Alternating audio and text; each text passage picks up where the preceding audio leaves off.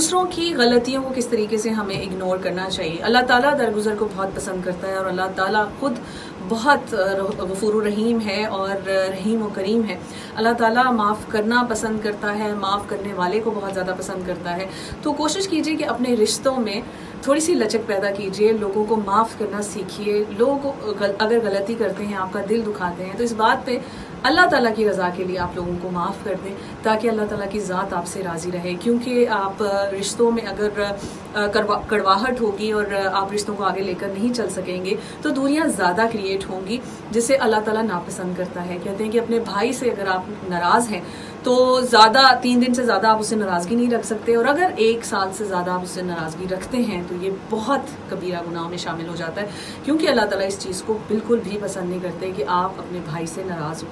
نہ صرف بھائی سے، اللہ تعالیٰ ہر اس شخص کو پسند کرتا ہے جو درگزر کرنے والا ہے اور معاف کرنے والا ہے۔